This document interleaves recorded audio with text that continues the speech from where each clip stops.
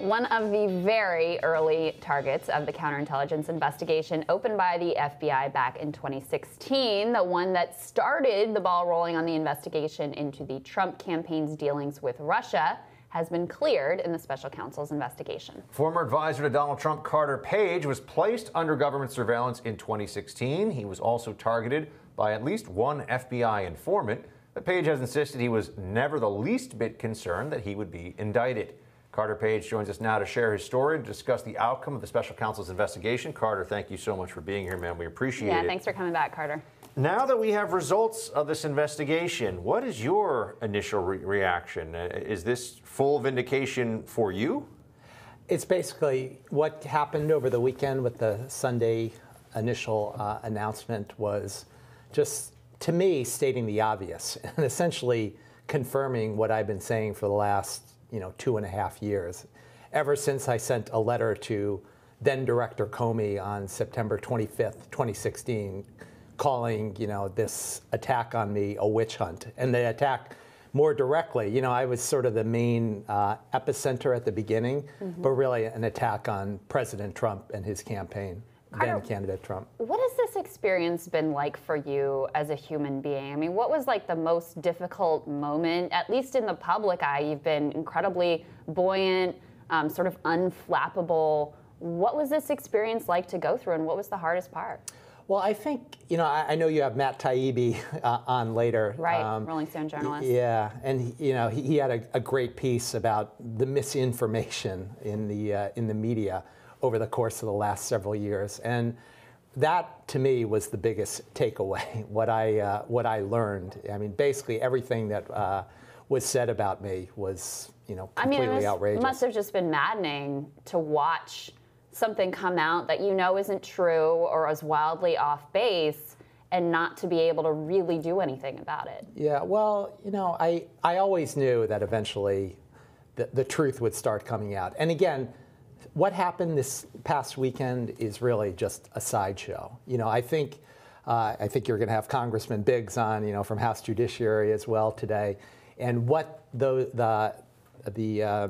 that committee is doing in terms of getting to the bottom of it, and really the leadership of Chairman Graham on Senate Judiciary is, this is really the start of the real Russia investigation. Some of the stories that were told about you suggested that you had betrayed your country, and now we know that is not true.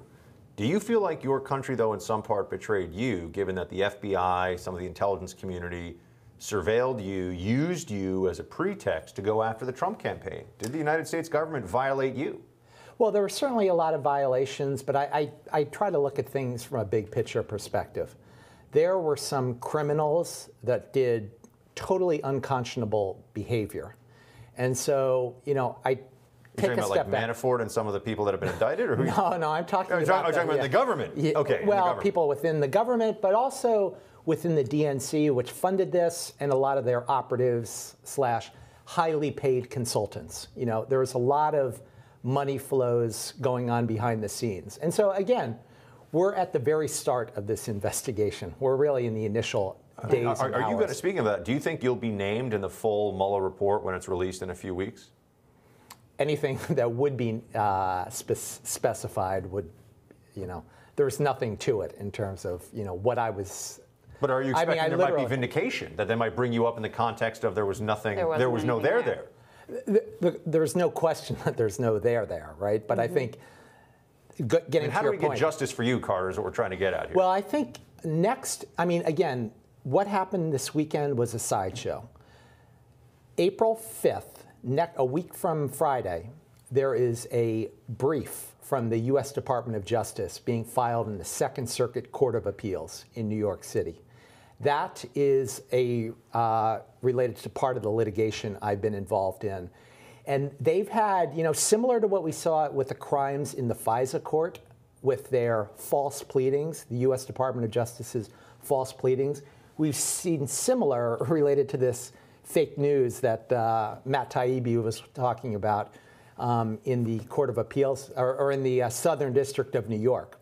So I'm hoping that this weekend, again, although it was a description of a nothing burger on the one hand, On the other hand, I'm hoping that it's a first step in terms of cleaning up what was happening in the Justice Department. Again, I'm cautiously optimistic, but getting to the real facts and the real legal violations that we're seeing, I think, the next 10 days are going to be essential. What's the status of your defamation suit against the DNC? So that's pending as well. I have a motion pending in the Western District of Oklahoma District Court out there. And, it's very similar to what we're talking about, false information in the media. What's interesting, and similar to the FISA court there, if there's a lot of false pleadings, a lot of misinformation that has been given to the courts. And I think that, is seen if you kind of dig into the detail, in that particular case.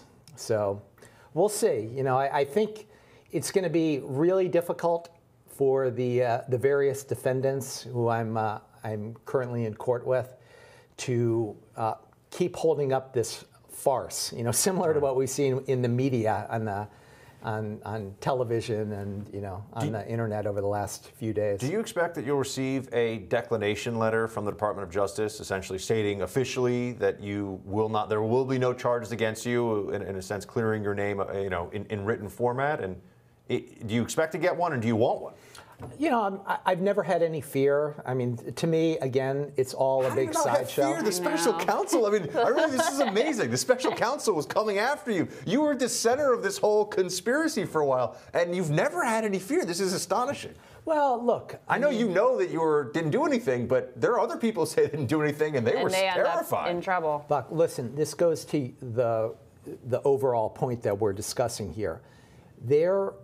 In May of 2017, the month that the special counsel was announced, I sent a long series of emails to Rod Rosenstein and Mr. Mueller, right? Basically explaining to them reality. Two roads then diverged because, as you were just alluding to, nothing, there was no there. There was no reason in terms of my involvement with the special counsel investigation. However, the following month, in June of 2017, is when Mr. Rosenstein signed the fraudulent FISA warrant application. So this really gets to the crux of the issue, which is pending in the Second Circuit Court of Appeals. So we'll have to see whether DOJ is really taking a step forward and are going to admit to their abusive process. If you could have known in advance all that you would personally be put through because of your involvement with the Trump campaign, would you do it all over again? Well, I think the only change I would have made is to start fighting back earlier, right? I mean, I was a private figure until Friday, September 23rd, 2016. You were very much not a private figure anymore. Well, exactly. I mean, my Wikipedia page popped up, within hours of this fraudulent, completely defamatory Yahoo News article. So, in answer to your question, what would I have done differently? I would have fought back. I was hoping that this would sort of just blow over, but yeah. Has anyone reached out to you of the journalists who have written? You mentioned the Yahoo. Was that the Isikoff story? Yeah. Has anyone reached out to you to follow up / maybe apologize for getting it wrong? Has the Department of Justice at any point said, we're sorry what you've been put through, or is this just all on you, and no one's willing to say that they got this wrong yet, either in the press or in the government? Well, it's a great question, and actually, so the New York Post had this March Madness bracket with all the journalists that got it totally wrong, and I would say a majority of whom I've been in contact with over the course of the last several years, and in fairness to a lot of those people on the big New York Post bracket, a lot of them have sort of started moving towards reality. But what's interesting, what that bracket is missing is the individual we're just referring to, Mr. Isikoff. If we're talking about who got this story wrong, the most egregiously, I mean, he doesn't even show up on that bracket, you know, and there's no question he's the national champion. Speaking of wrong stories, what can you tell us about the day you actually spoke to Stefan Halper? And that was another big story that was used to create this perception that there might have been bad stuff going on. What did Halper say to you? How did that all happen?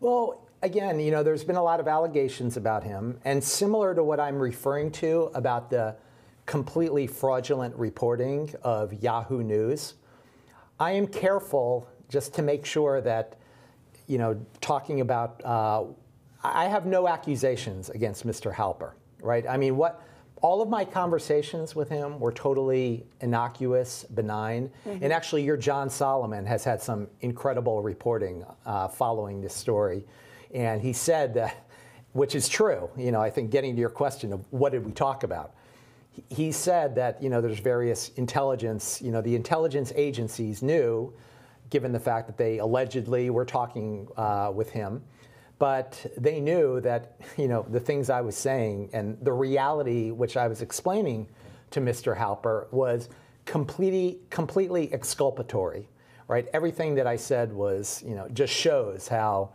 outrageous these false accusations that the DNC spent tons of money to concoct first and then distribute to the media. So you paid a surprise visit to the House Judiciary Committee yesterday. Who did you speak with and what did you have to say? I just, you know, I was appreciative when they reached out to me a couple of weeks ago. So I just stopped by both the majority and minority to say hello and just. How were you received with the majority, with the Democrats? It was people were a little busy, but I also had yeah, I didn't have a chance to talk much. But you know, again, I've been wanting and hoping to help all along, and it's interesting. And there's an analogy, right, where when I got subpoenaed by then Chairman Nunes of the House Intelligence Committee in 2017. You know, I think what was driving that subpoena was Congressman Schiff and a lot of the Democrats on that committee, similar to Senate Judiciary, where, you know, I was requested various information from Senator Feinstein. And so, you know, I was always very cooperative, helpful when it came to that. But what ended up happening through those ongoing discussions and over the months and years that have followed is each of those respective committees have really gotten to the bottom of the crimes that were committed in terms of the interference in the 2016 election by the DNC and their operatives, so and also DOJ. So again, similarly, just like I helped House Intel and Senate Judiciary back in the day, I'm excited about what might be coming. What do you want to happen now? I mean, what would be fairness? What would be justice for you going forward? I mean, you mentioned the suit against the DNC. Is there anything else? I mean, would you like to see, you know, the president? Would you like to see somebody say, "Look, guys, Carter Page did nothing. Can we all just, you know, get on the same page here?" I mean, what do you want to happen? Well, I mean, I guess to me, one of the biggest things is, and you alluded to the president, the amount of damage that this did to his campaign, this false story, which came out September 23rd, 2016, a month and a half before the historic election that November. It is just extraordinary. And it's funny because while I was being wiretapped on election night, I said to a lot of fellow members of the Trump movement who I remained in touch with in my wiretapped communications and my hacked communications, I said to them, if people knew the truth about these lies that were being cast against me as a way to get to try to detract from President or then candidate Trump's candidacy, you know, the victory in the Electoral College would have been 400+ to 1, or to you know, they would have just been a complete landslide. And I think, you know, as this new information comes out over the months and years to come, or next year and a half, I think, you know, that 400+ Electoral College victory may be upon us. Well, I think all Americans should be concerned about the process with FISA because there's incredible powers that the U.S. government has, and that's something that should concern all. Carter, great to see you. Thank you for coming by again. We really appreciate your time. Great.